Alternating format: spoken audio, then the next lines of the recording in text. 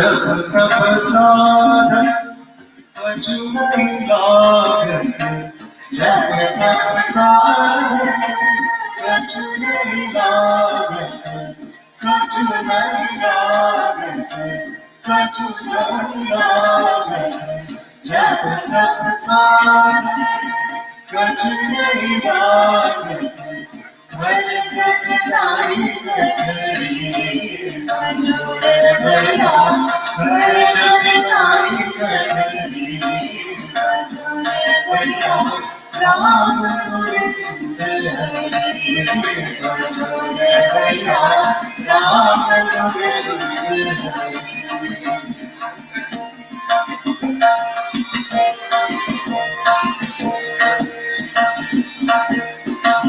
संतत संपत्ति सुख के कारण, संतत संपत्ति सुख के कारण,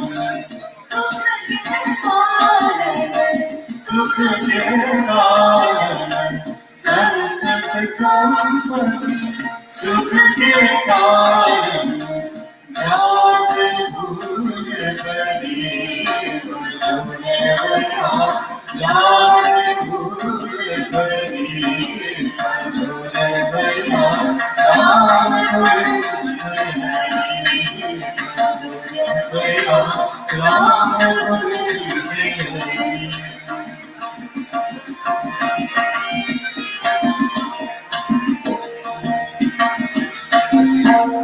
कहत कबीर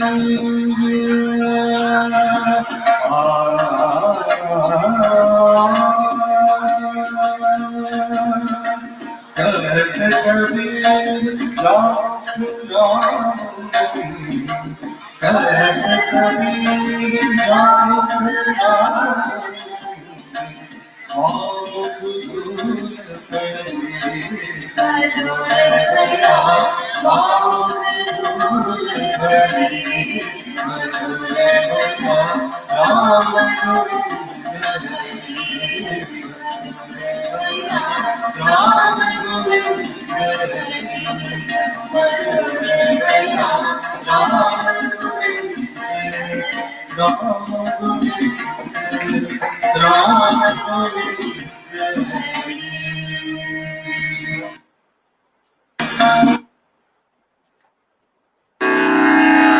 वैष्णव जन को लेने कहिए, पीण पराई जान। वैष्णव जन को लेने कहिए, पीण पराई जान। पर दुखे उपकार करे तो ये, पर दुखे उपकार करे तो ये, मन अभिमान वैष्णव जन को कहने कहिए जे, पीण पराई जान।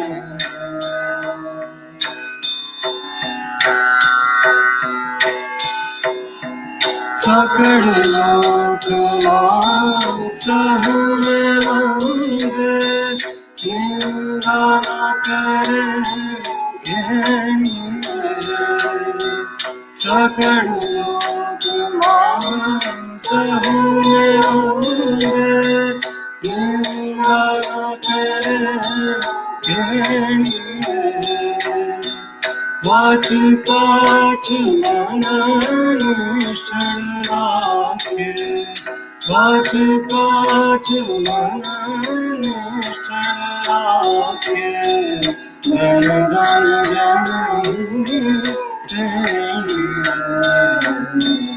वैष्णव जन को कहने कहिए, पीण पराई जान।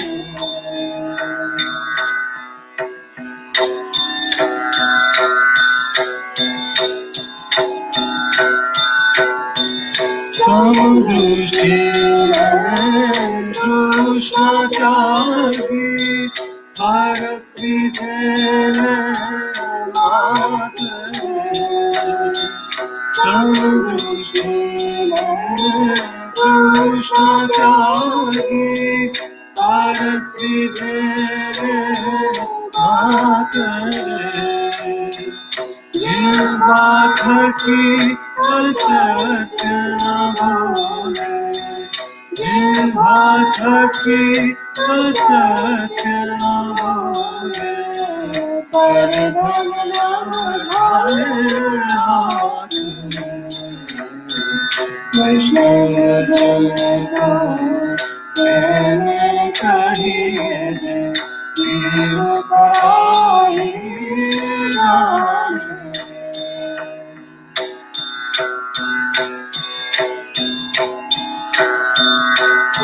माया व्याप नहीं जेने दुर्वैराग्य जना मारे माया व्याप नहीं जेने दुर्वैराग्य जना मारे राम नाम शुतारी आगी राम नाम शुतारी आगी सकल तीरथ तेरा मारे वैष्णव जन को प्रेम करिए पीर पराई जाने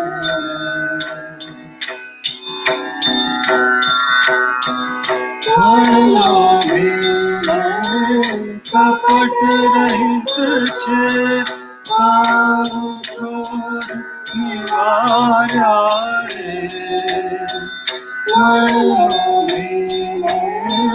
कपट रहित छे काम क्रोध निवार्या रे बड़े नर संयुक्त दर्शन करता बड़े नर संयुक्त दर्शन करता बड़े को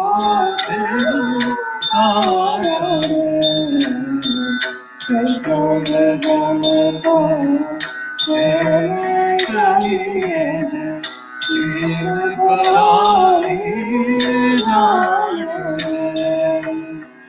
वैष्णव जन को प्रेम करिए जे पीर पराई जाने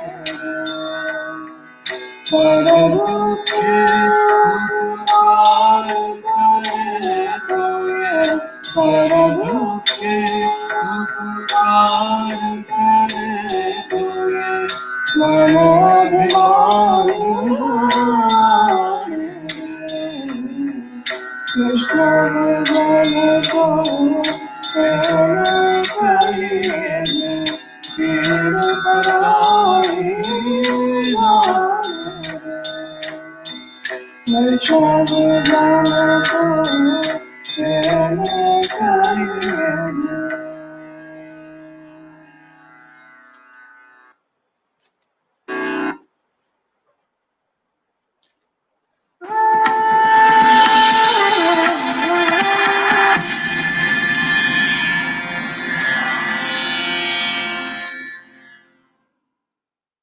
Namaskar. Thank you very much for joining us for today's event, Gandhi Katha by Dr. Shobhna Radhakrishna.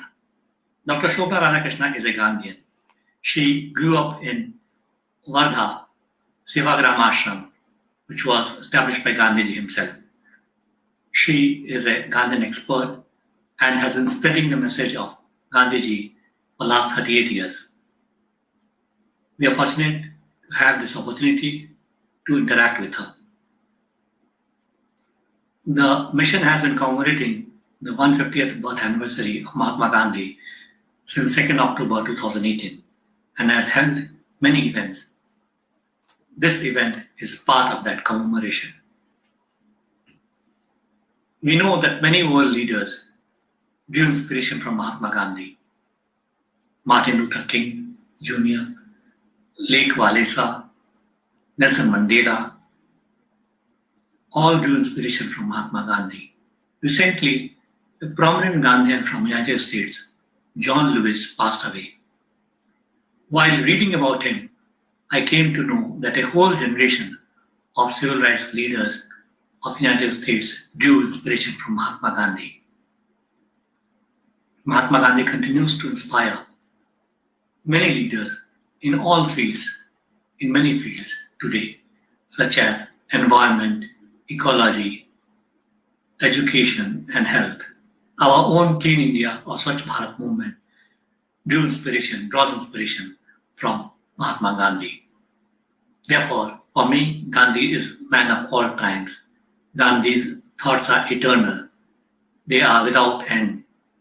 Gandhi Katha, for me, therefore, is without end, Ananta, like Hari Katha. I will leave it to Dr. Shobhna Radhakrishna to expand on it.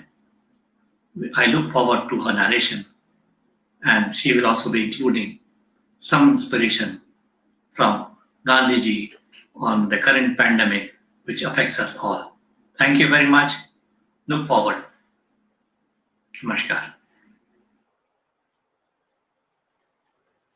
Thank you, Ambassador Shri Prabhat Kumarji, for your kind words and inspiring message. Namaskar and welcome to the online Gandhi Katha, the story of Mahatma Gandhi, narrated by me and hosted by the Swami Vivekananda Cultural Center, Embassy of India, Nur Sultan, during the commemoration of the 150th birth anniversary of Mahatma Gandhi, which incidentally is also the 150th birth anniversary of Kasturba, whose contribution in making Mohan into the Mahatma is unparalleled. She was 6 months older than Mahatma Gandhi. I pay my humble obeisance to the Matru Shakti, the women power, to all of us, all the women of the world who comprise 50% of the world's population. And we, the Gandhi Jan in India, are celebrating it as Bapu 150 because that's what the inmates of the ashrams used to call Mahatma Gandhi and Kasturba, mother and father. I express my deep gratitude to Ambassador Shri Prabhat Kumarji and Dr. Sanjay Agrawalji, Director of SVCC Nur Sultan, for hosting the Gandhi Katha. And I think I have taken the name wrong. It is Dr. Sanjay Gargji. I apologize for my mistake. Amidst these challenging times of the coronavirus COVID-19 pandemic, to learn from Mahatma Gandhi's contribution to public health emergencies, his practices of preventive health care, wellness of body, mind, and spirit for coping up and staying safe physically, mentally, emotionally, and spiritually during and after the coronavirus COVID-19 pandemic, which has affected the entire humanity, and learn about the need to live together in peace in the Gandhian way. I convey my warm wishes to the people of Kazakhstan who have joined online today, as well as to all the people from more than 100 ethnic groups and more than 40 faiths living together in your country. The relationship between India and Kazakhstan are ancient and historically go back to more than 2000 years. The flow of Buddhism from India to Central Asia and the Sufi ideas from Central Asia to India are two such examples.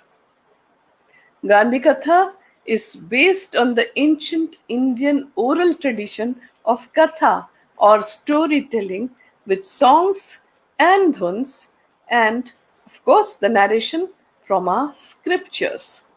In a way, Gandhi Katha is unique because all the Kathas in India are the stories of people who lived thousands of years ago. This is the first Katha of its kind about a person who lived amongst us and in our present days. In today's Gandhi Katha, Srimati Swati Bhagat and Shri Deepak Kalra will be singing the bhajans and dhuns. The technical support and the PowerPoint presentation are being done by Dr. Ravi Chopra. The lyrics of the Gandhi Katha dhuns and hymns have been composed by late Sri Narayan Desai ji, who was my mentor. I am very grateful to them. Mahatma Gandhi had said that the key to good health is prayer, nature cure, nutritious food, clean water, fresh air, physical and mental exercise, amongst other things. In short, during and after the pandemic, we need to invest heavily in preventive measures for taking care of self and also nurture the not so sick. Simultaneously, we can see that there are three pandemics going on right now. The first is the pandemic of coronavirus COVID-19, which is causing immense physical stress and sickness. I have just recovered from COVID-19.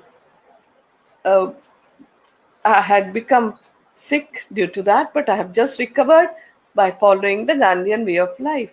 The second one is the financial crisis, which is causing physical and mental anguish. And the third is anxiety, panic, fear of extinction, fear of death, that is causing all the stress. The lesson of the pandemic is very simple. When one member of the family falls sick, the entire family is affected, and soon the community is affected, the nations are affected, and then other communities in other nations are also affected in this globalized world. The well being of one individual has an impact on people on the other side of the globe. This is true for every action of ours. What we eat, what we buy, what we think, and what we do has reverberations and repercussions on all life on earth. It is this anubandha, the interconnectedness that sustains all life on earth. We are all in this together as one human family, like brothers and sisters, wherever we may be living. Whether we choose to see it or not, we share the same home, the planet Earth.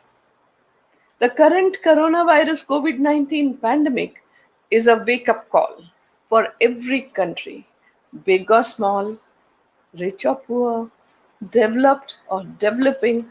It has opened our eyes to the fragility of the existence of humans. According to my understanding, Mahatma Gandhi's life was an epic of faith and endeavor. His faith was in truth, the ultimate reality of truth, and he endeavored to attain it through nonviolence throughout his life till the very last breath.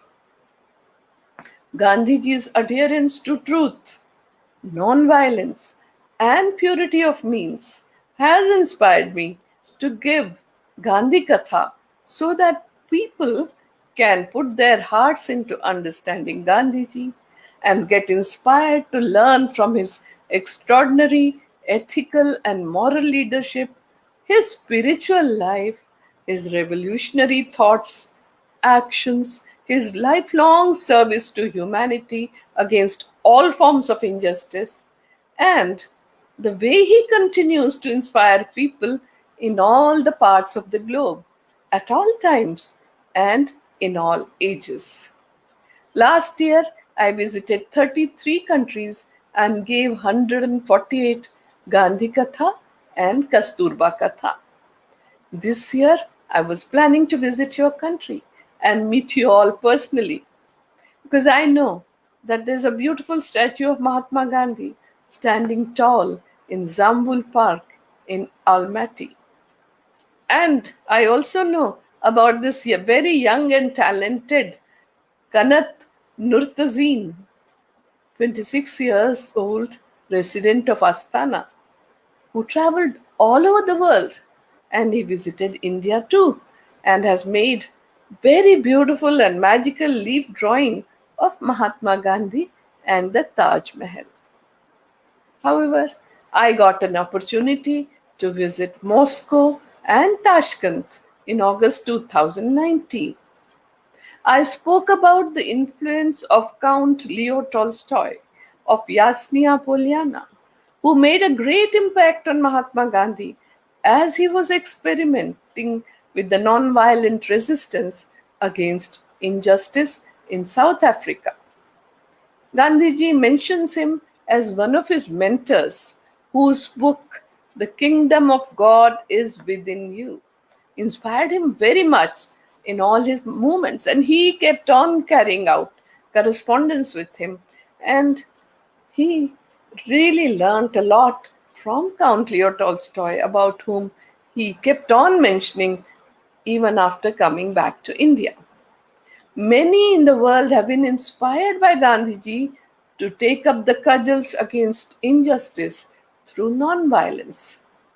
Others have followed his environmental credo, his simple life, and still others have been touched by his spiritual life.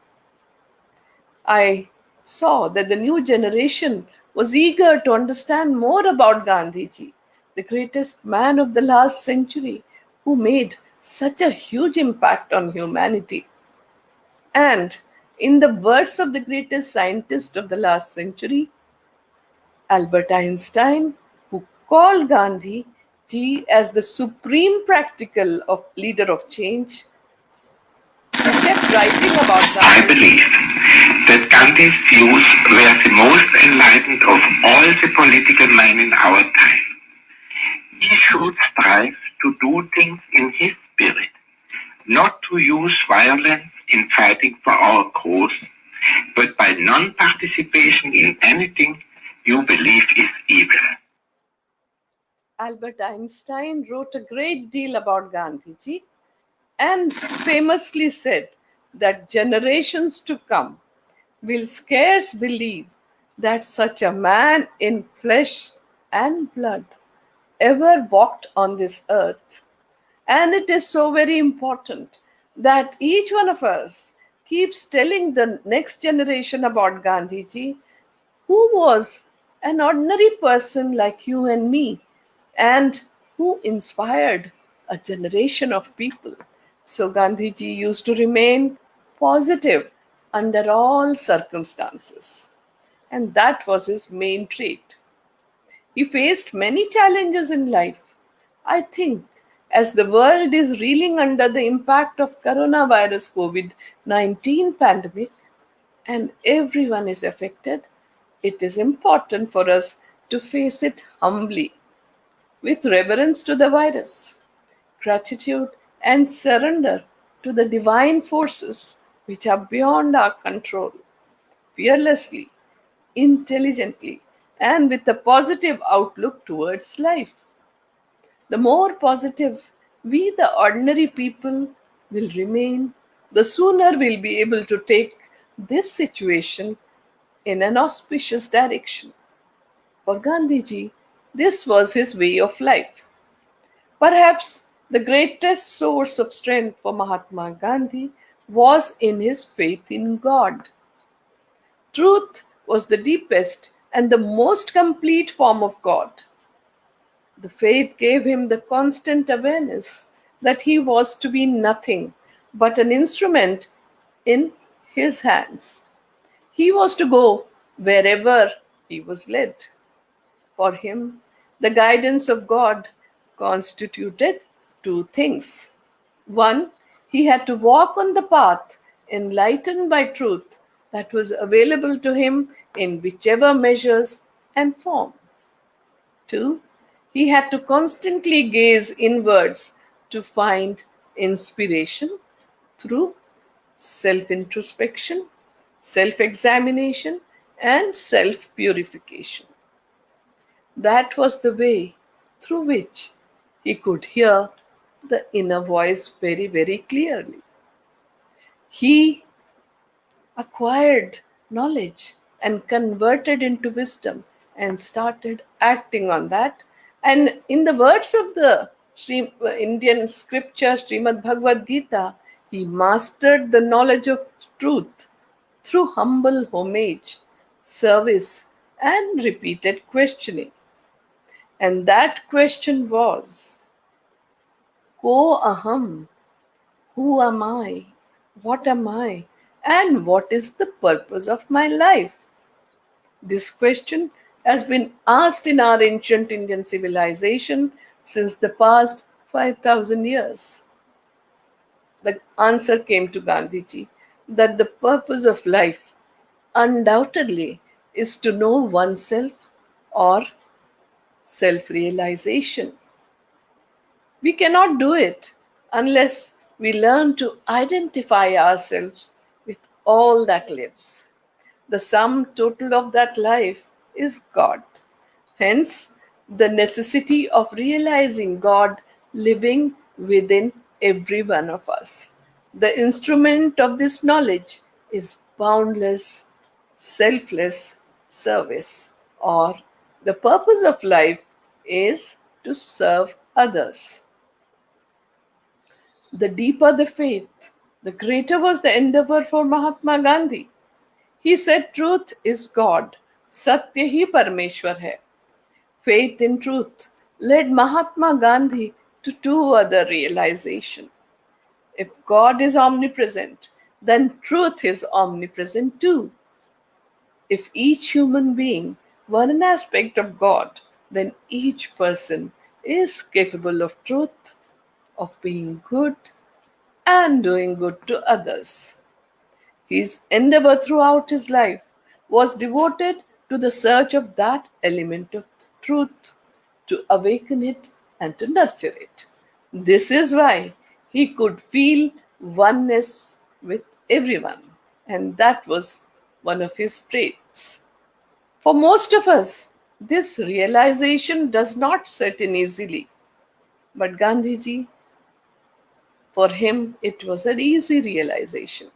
Because of this understanding of oneness, Gandhiji had no enemies. He did not want to settle scores with anyone, and he did not want to take any revenge.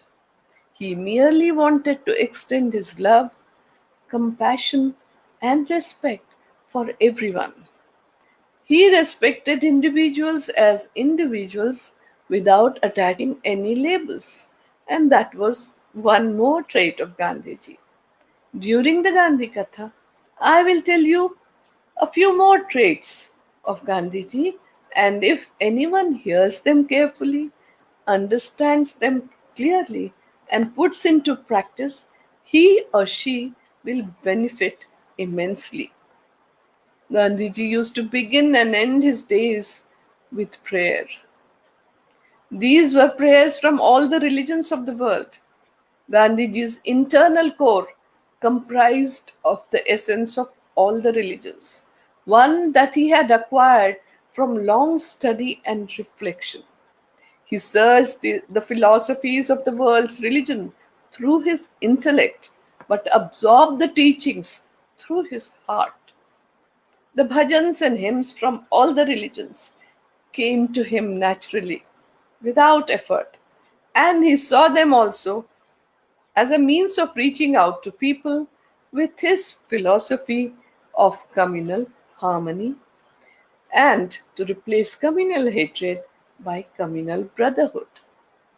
Gandhiji said that ultimately all the religions point to the same truth of compassion, love, forgiveness, and that everyone must study the essence of all the religions in an attitude of perfect reverence and have friendship and respect for the practitioners of different religions and diverse cultures.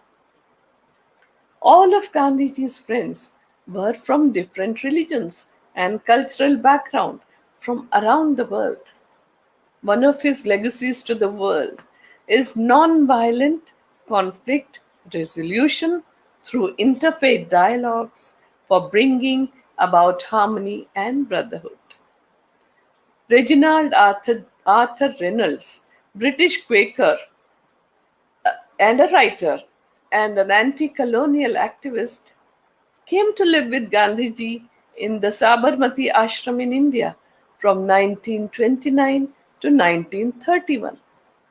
Reynolds was impressed by Gandhiji's vitality, his vision, honesty, tactical and strategic abilities, his personal charm, his sense of humor, his logic, and analytical mind, yet capable of real affection and the scorching passion for truth. Gandhiji had spent the first 18 years of his life from 1869 to 1888 in India. Mohan, as he was called in his childhood, was afraid of the dark, but became fearless and forgave who assaulted him. The seeds of spirituality were sown in India, and curiosity aided his first steps. He began as a student of average intelligence and was an ordinary person like you and me who learned to search within himself and analyze the world through his intellect. This was another trait of Mahatma Gandhi. From 1888 to 1891, Mohandas Karamchand Gandhi went to London as a student to study law.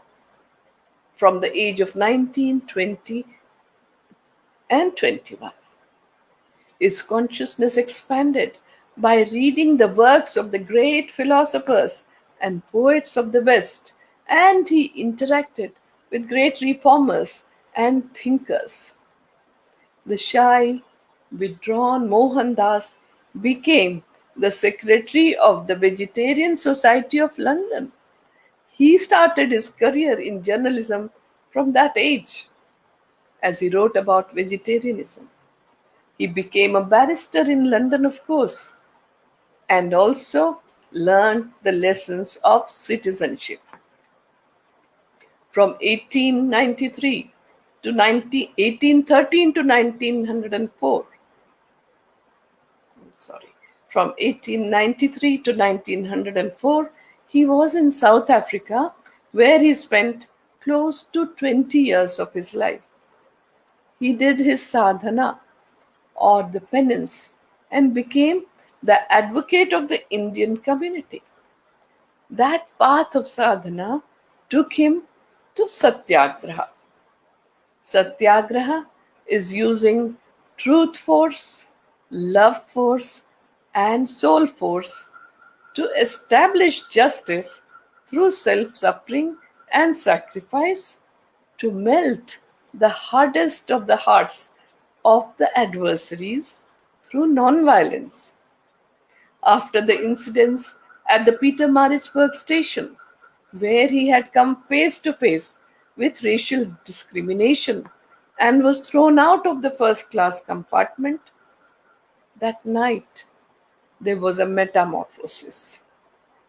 The individual barrister Mohandas Karamchand Gandhi turned into a societal Gandhi Bhai, Brother Gandhi, and gave the world a novel way of fighting injustice called Satyagraha, which is one of his first legacies to humanity. Mahatma Gandhi set standards for people to follow. every major point of departure was marked by a vow or a pledge. Before going to London, he took a vow before his mother that he would not touch meat, wine, or women. In the waiting room at the Petermaritzburg station, he decided that he would suffer but not leave the country like a coward. Under the spell of John Ruskin's book Unto This Last, he resolved to lead a life of bread labor. In the Empire Theatre of Johannesburg, he took an oath, along with others, with God as their witness, that they would not submit to the injustice of the Black Act. Dr. Gene Sharp, American political scientist and writer on nonviolent struggle, and the founder of Albert Einstein Institute, drew ideas and inspiration from the thinking and life of Gandhiji. He said, and I quote, Gandhi also exhibited a remarkable sense of political strategy in his implementation of nonviolence on a mass scale. His approach to nonviolence was based on the moral principle of refusing to use violence against opponents. In 1904, as I said before, after reading John Ruskin's book Unto This Last, Barrister Mohandas Karamchand Gandhi transformed his life and started leading a community life of self-control, voluntary poverty, bread labor, and sarvodaya, or welfare of all. He established 4 ashrams in his lifetime. 2 in South Africa, called Phoenix Settlement in 1904 and Tolstoy Farm in 1910, and 2 ashrams in India.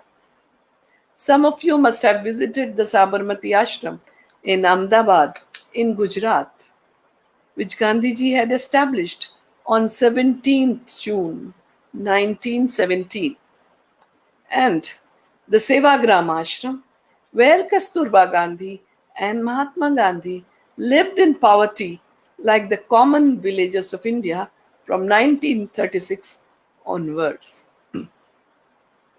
This was his ideal of a non-violent, face-to-face society for Sarvodaya and welfare of all through constructive programs, which is his second gift to humanity.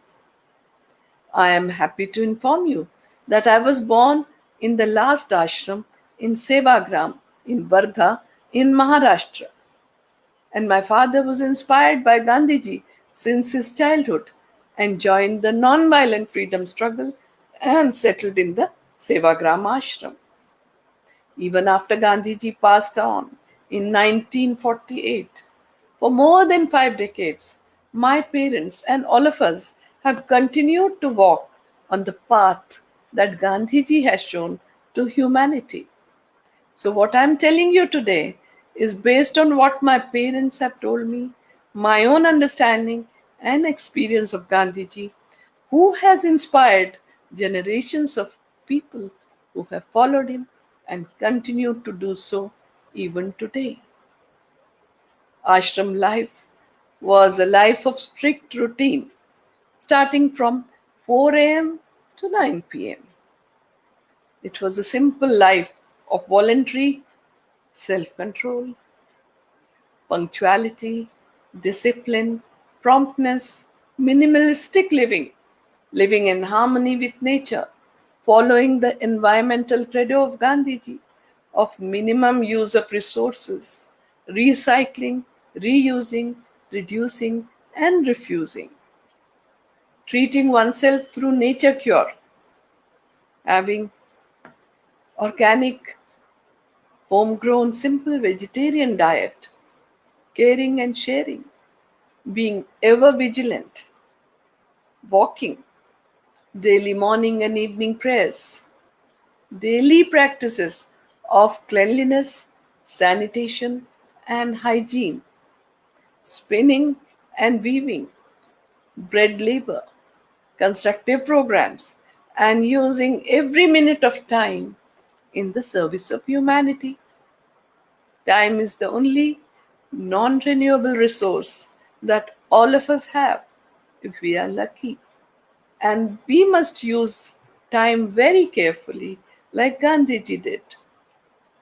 My father's friend, Horace Alexander, who worked very closely with Gandhiji, used to call him a slave of the watch.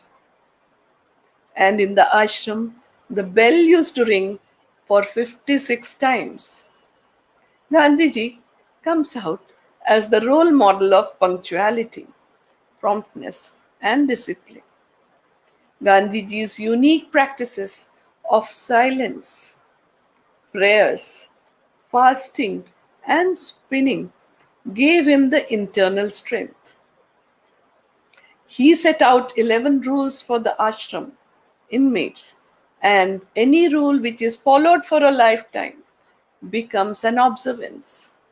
And these 11 observances were for creating a pure life of voluntary self control. And these are called Ekadasha Vrata.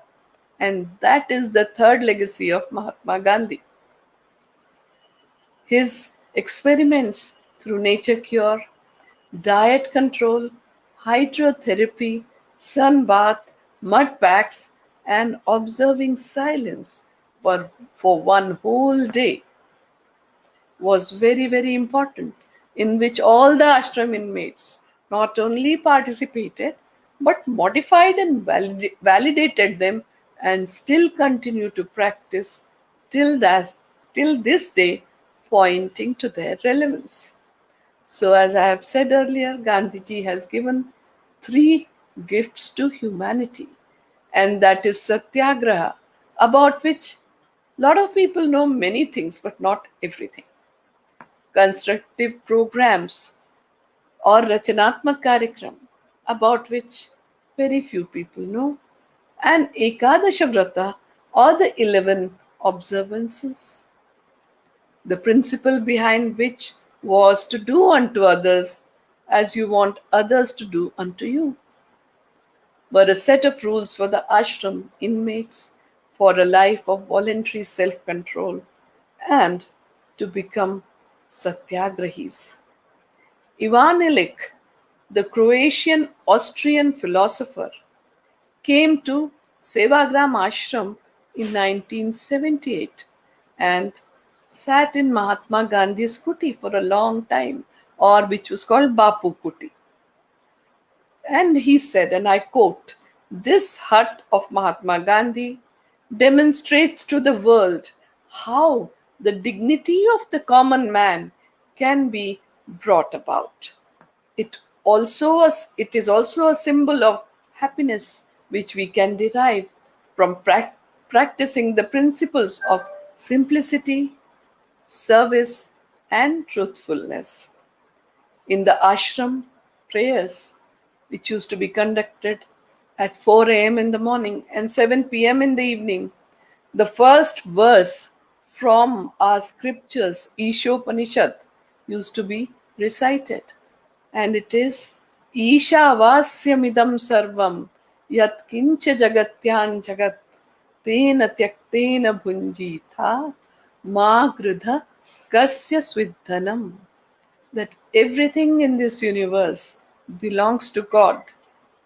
Nothing belongs to us. Enjoy the objects of the world in an attitude of perfect non-attachment. Enjoy it with a feeling of sacrifice, taking to the extent that is necessary for you, and leave the rest for others in the society. Never ever crave the possession of others. Nothing really belongs to us.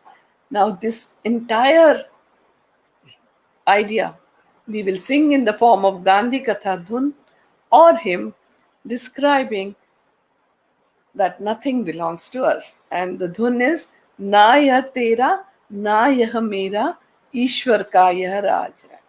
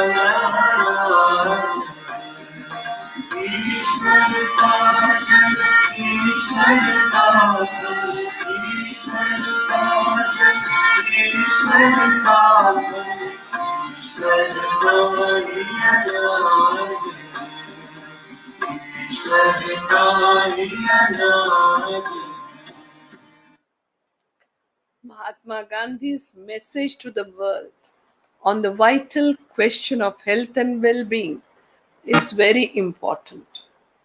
To him, the study of this question was part of the service to God and his creation, which was his mission. Knowing to care summed up Gandhiji's life. His message was simple, easy to follow.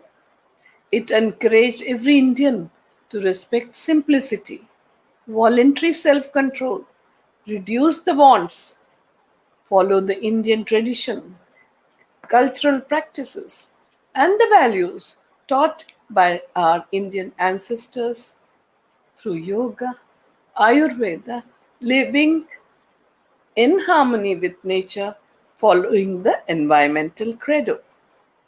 Gandhiji's attire represented his message to lead a simple life of voluntary poverty.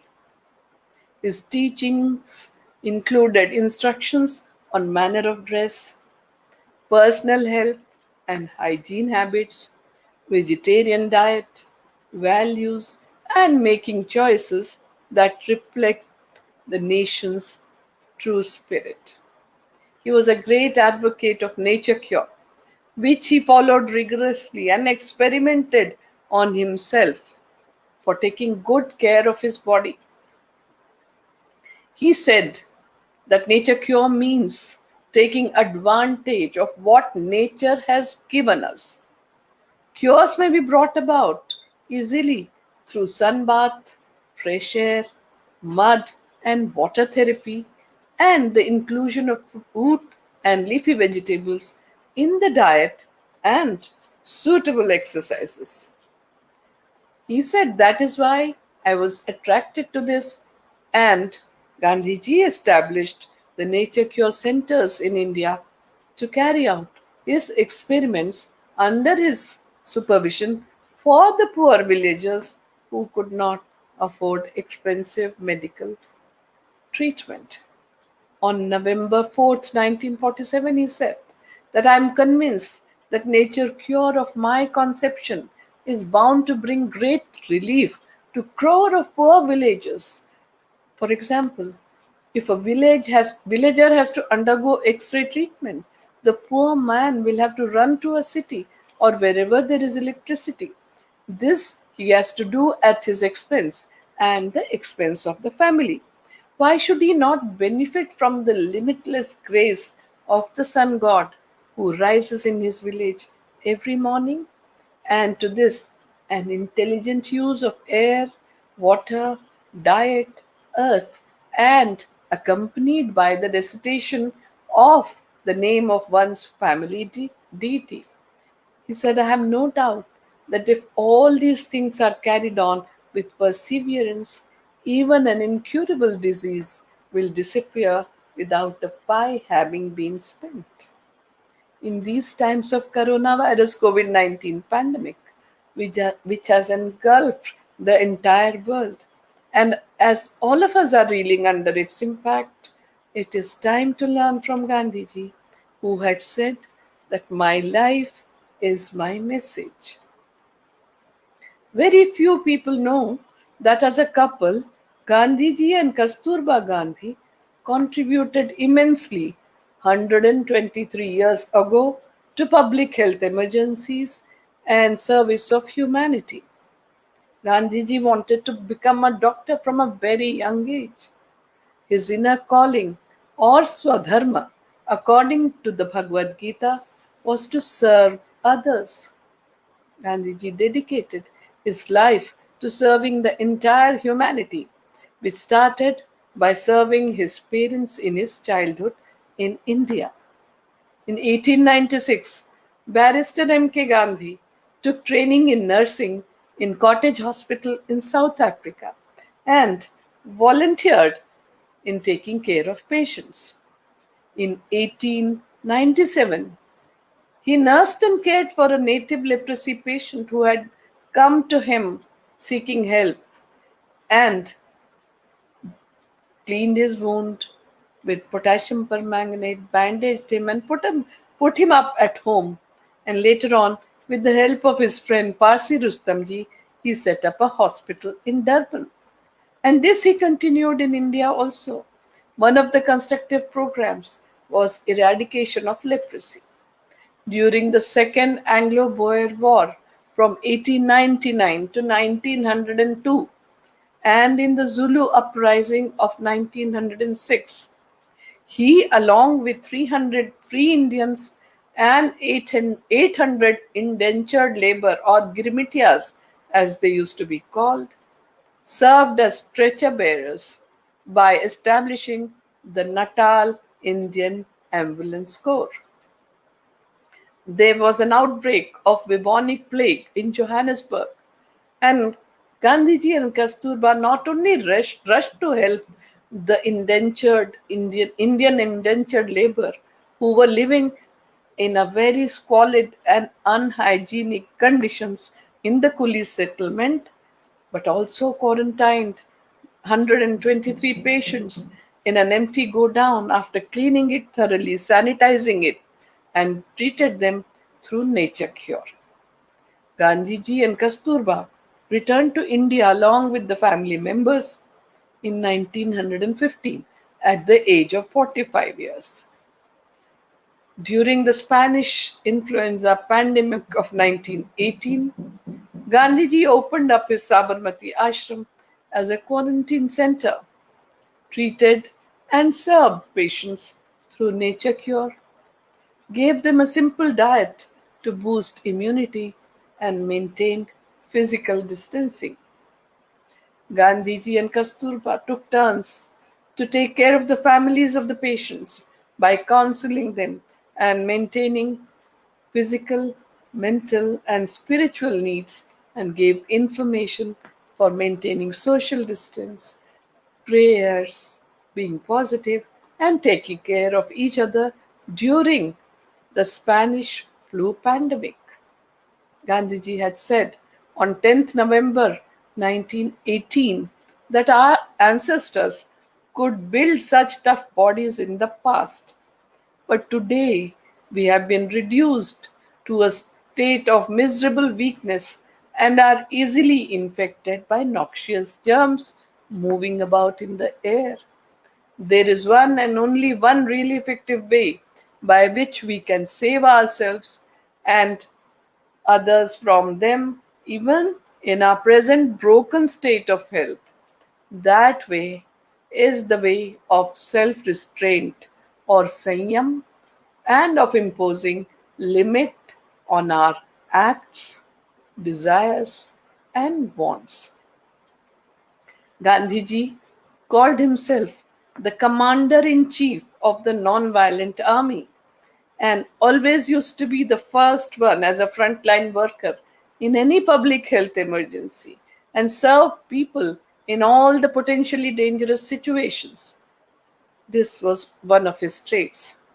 Another trait was that he used to treat all work as God given work with an attitude of yajna, or selfless sacrifice.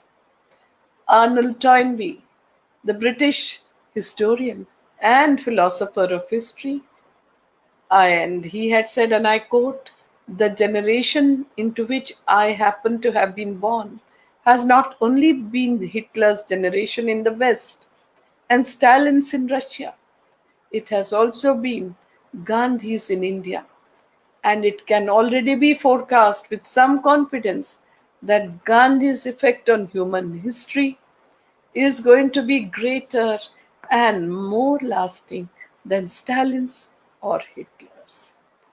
Now I will play the Gandhi Katha Dun in Hindi about Gandhiji's philosophy of truth, non-violence, purity of means combined in Satyagraha, and that is Lagire Lagan, Satya Ahimsa में मन मेरा मगन.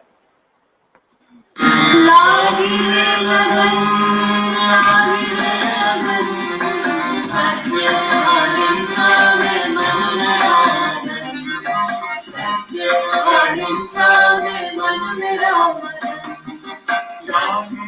मगन लागिरे लगन सत्य अहिंसा में मन मेरा मगन सत्य अहिंसा में मन मेरा मगन सत्य अहिंसा से सत्याग्रह सीखा सत्य अहिंसा से सत्याग्रह सीखा सर्वप्रकार के भय का मोचन सर्वप्रकार के भय का मोचन सत्य अहिंसा में मन मेरा मगन लागिरे लगन सत्य अहिंसा में मन मेरा मगन सत्य अहिंसा में मन मेरा मगन. Gandhiji was very interested in health and wellness and remained ever vigilant about his health as well of others. He said that our lifestyle should be such that it should not let any disease come anywhere near us, and every person is responsible for looking after his or her body, mind, and spirit impeccably. Gandhiji maintained that health and wellness means one should keep the body healthy without any disease and must carry on the day's routine without getting tired. He extended his inner calling of living a healthy and a moral life, of living in harmony with nature to nature cure, at the root of which lies the great question of changing individual life as well as social life. He had said that the nature cure of my conception includes treatment of both body and mind.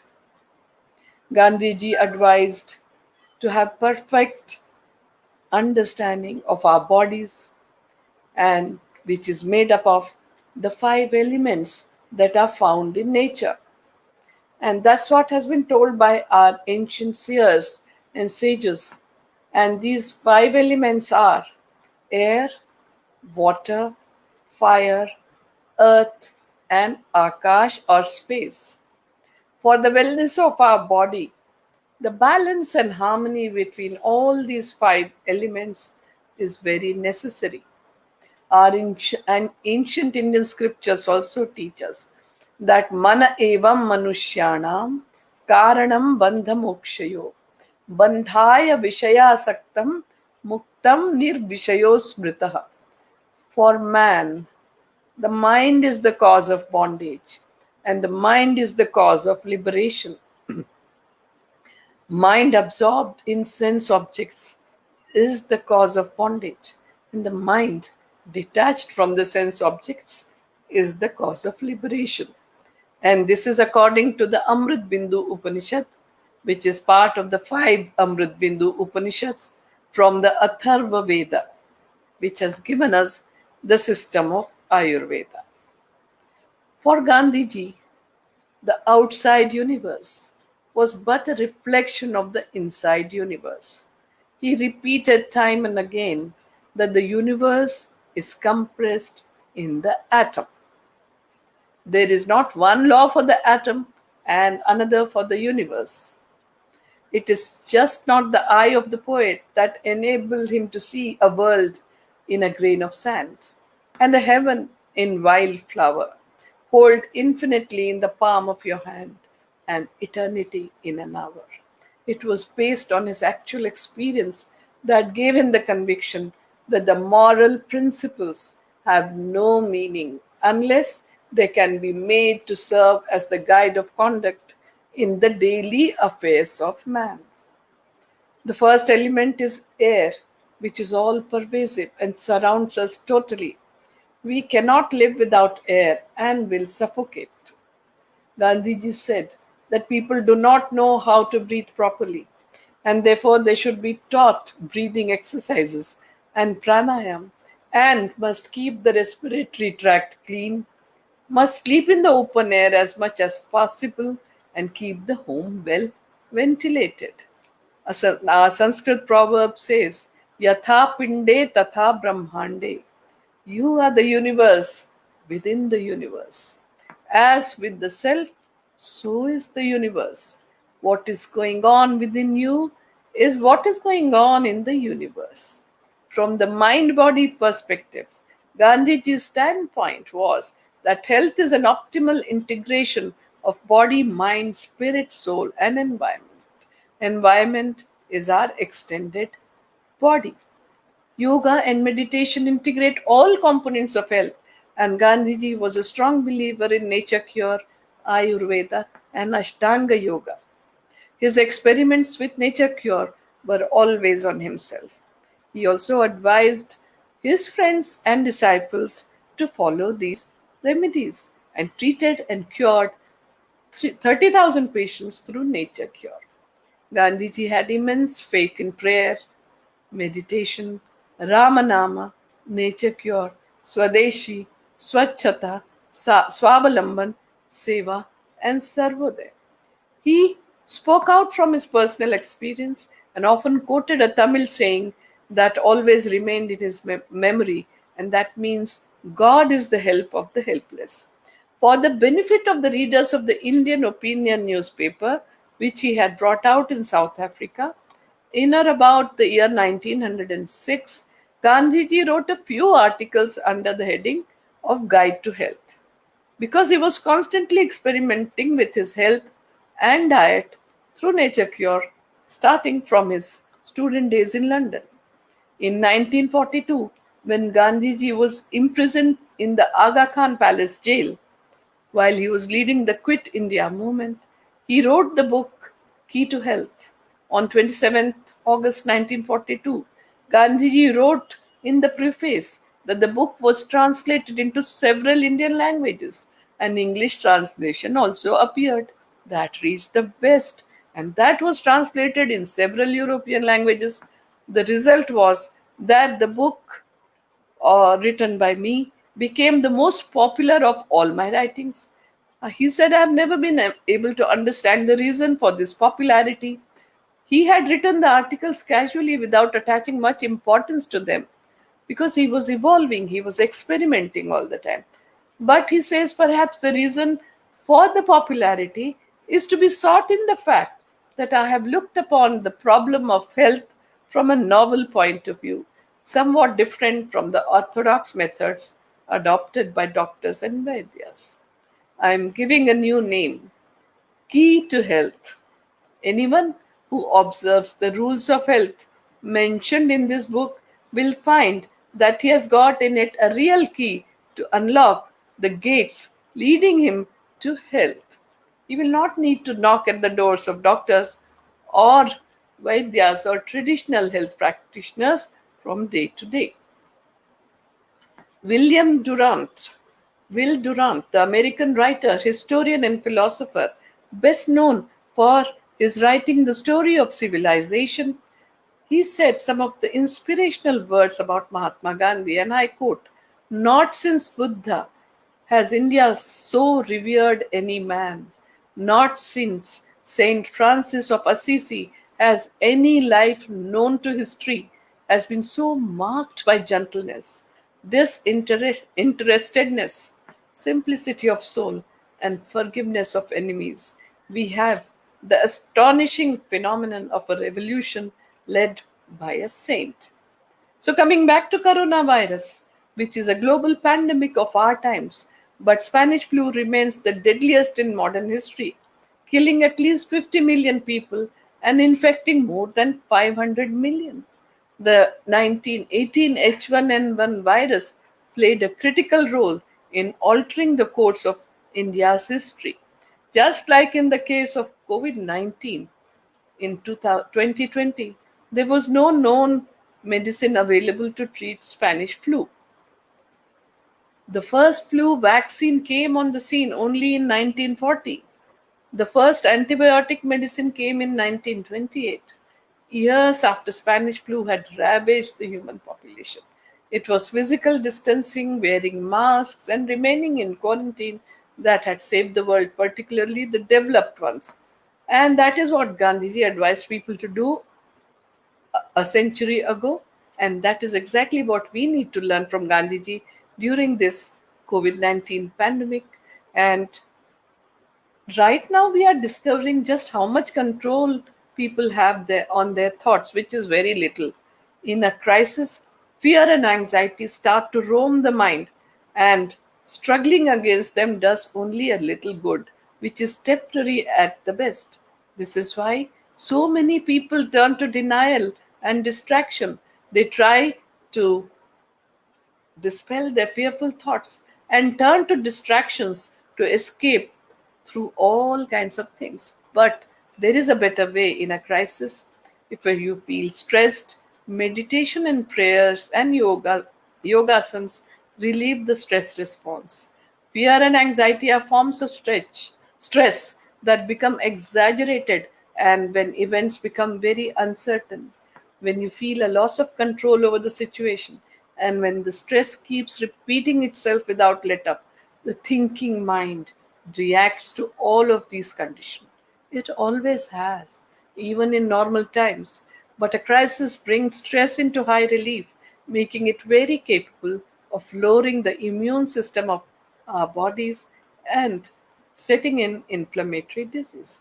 Gandhiji was the first environmentalist who had said, "The earth has enough for man's needs, but not for man's need." He had also said, "The earth, the air, the land, and the water are not an inheritance from our forefathers, but on loan from our children." So we have to hand it over to them as it was handed over to them.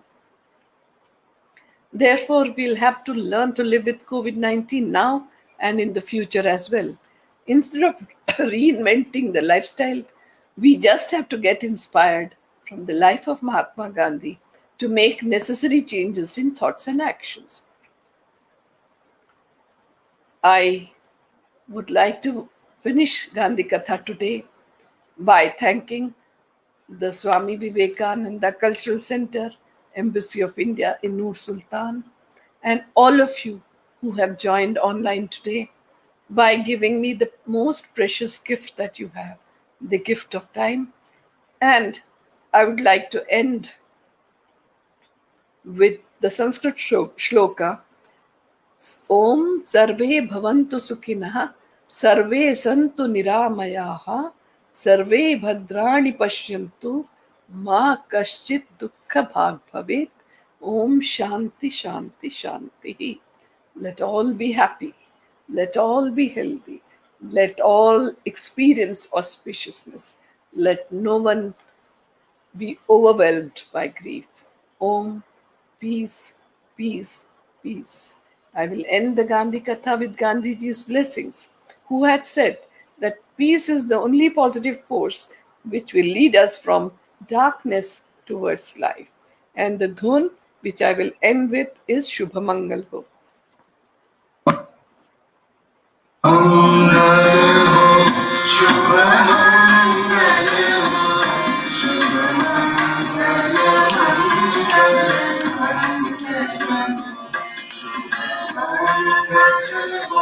Shubha Mangal Shubha